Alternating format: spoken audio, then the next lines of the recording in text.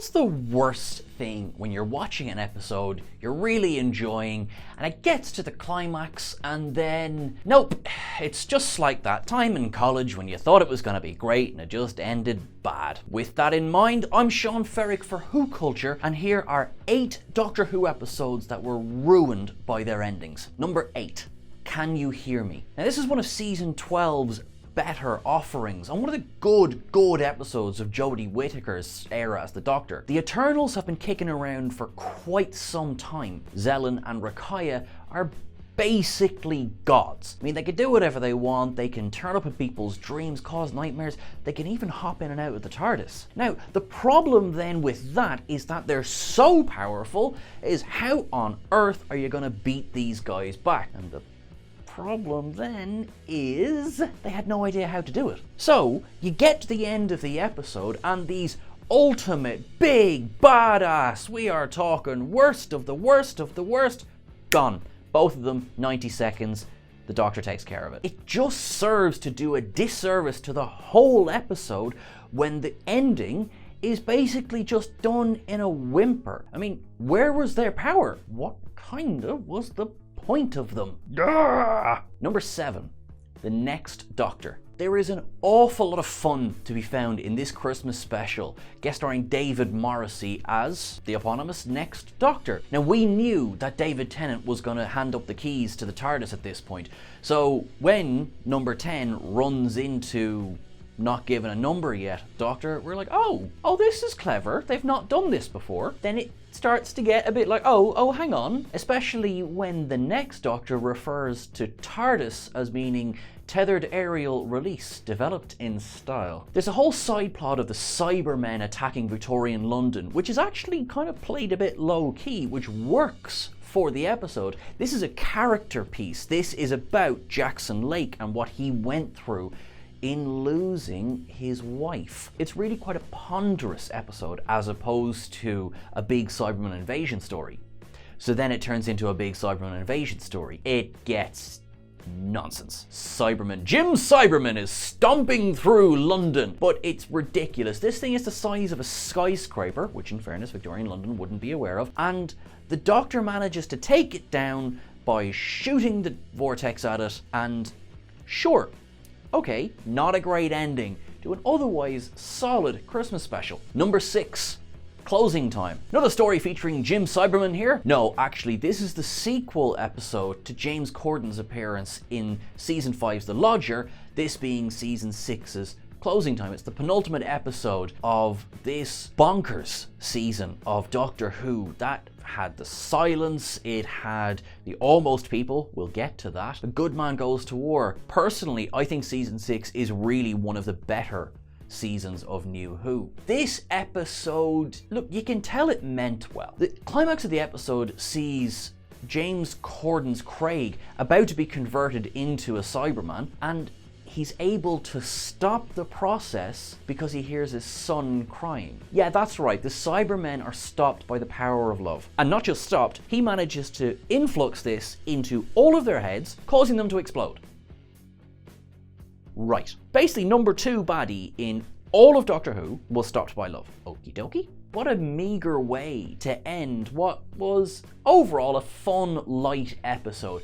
It just went a little too much into melodrama at the end. Number 5, Resolution. Now, this, again, actually a pretty good, solid overall episode. This was the first of, say, the new era of festive specials as opposed to Christmas special, because this appeared on New Year's Day. And it features a fairly badass Dalek. He's whipping around. He takes on a little small army of people and basically smooshes them. It kind of makes the Dalek scary again. This Dalek itself is kind of, not to be as indestructible, but certainly like the Terminator of Daleks. This thing was almost able to single-handedly take down Earth. Bit different from that lone Dalek from the first season of Russell T Davies. I might die on that hill alone. Now, the ending of this one features this ultimate, unstoppable T-800 version of the Dalek being stopped by some microwave pieces being slapped on its shell. I mean, lads, are you even trying? Similar to the earlier one on this list, Can You Hear Me? We made it too powerful. How do we end this? And then there's a silly joke about Wi-Fi as well. Look, I love a silly joke as much as the next bloke, but it just made sure the ending, the episode was going, yes, yes, yes. Number 4, The Almost People. I actually happen to love this two-parter, The Rebel Flesh and The Almost People. It is incredibly creepy, and it's a really, really effective story for making you question what is humanity? What does it mean to be real? Who gets to live? Who gets to die? And who are the good guys and who are the bad guys? These gangers, they're made from this flesh. They're effectively clones of the humans controlling them. Now, they control them psychically, like a marionette almost, so that they can do the rough work, so the humans don't have to, so the humans are safe. And it's so interesting. It's so deeply philosophical. And also, for the majority of the episode, there isn't a big bad that the Doctor has to fight, you know, like a big giant Cyberman, until that last stretch in the corridor. That CGI monster, sure, creepy design, unfortunately poor execution.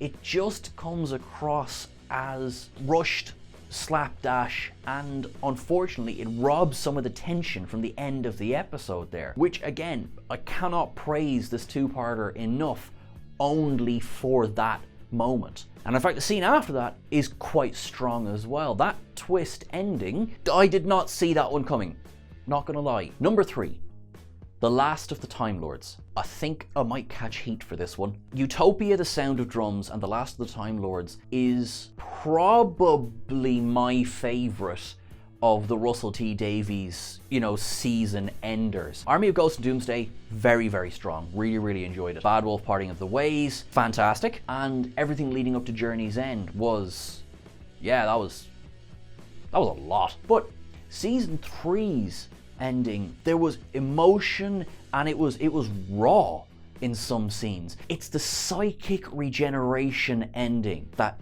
puts it on this list here. Martha spends a year walking around the Earth telling people about the Doctor. This is actually all part of the Doctor's plan to use the network, the Archangel network that the Master has surrounded the Earth in. He is able to link into all of the human beings psychically and is able to reverse what the Master did to him. The Master basically took away his regenerations and he aged to the point of he was a little egg in a suit. And then he kind of goes Space Jesus and kind of comes back from that. And the music is incredible, the direction is very, very amazing, and David Tennant sells it. It's just that resolution. Again, there was a whack of, we don't know how to end this, do we? Number 2, The Power of Three. This episode is very important for several reasons. It reintroduces Kate Stewart. She had actually been introduced much earlier on in one of the home vids. Unit comes back because suddenly billions of little black cubes have arrived all over the Earth and they do nothing. Absolutely nothing. They just sit there. And you would think that that could end up as a really boring episode, but actually, it's brilliant. We get Brian, Rory's dad, who is fantastic and should be in everything. All he does is he sets up the cube vigil where he just watches day after day after day to see does it do anything. The fun of the episode, of course, is the Doctor experiencing time the way the rest of us do. And he is so bored. I mean, he mows the garden, plays football, paints a fence, comes back in, it's been 45 minutes, and he's just like, I'm out of here. Goes off and goes on some adventures. Poor old Amy and Rory having to go through it the slow way. And that was the point of the episode, was to give us time with Amy and Rory before together or not at all. The ending of the episode, that's the problem. Now, apparently there were behind the scenes issues that actually led to this one with guest actor Steven Berkoff, who is a giant in the world of theatre, but apparently is quite a challenging person to work with, allegedly. But that results in the person who's responsible for all the black cubes turning up and kind of doing nothing, and then leaving. And then the Doctor waves the sonic screwdriver and it's done. And that's it. And seriously? Because so much of the plot hinged on the MacGuffin that was the cube, for it to turn out to be basically nothing, what was the point? Number 1, Love and Monsters. One day, we'll do a list where Love and Monsters doesn't turn up for some negative reason. Honestly, we'll find a way. Music, it's got very good music, and you can't go wrong with a bit of yellow. All right, so let's put a pin in that one.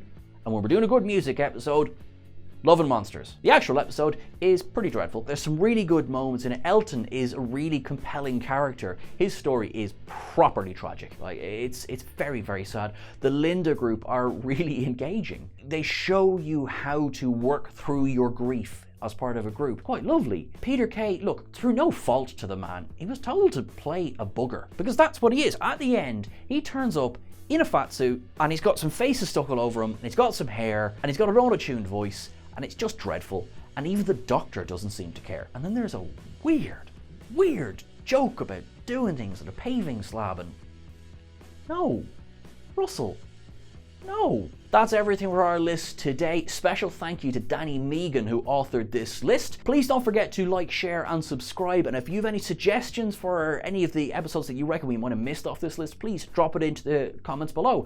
Now, you can catch us over on Twitter at WhoCulture. You can catch myself at Sean Ferrick on Twitter as well. Keep things wibbly wobbly.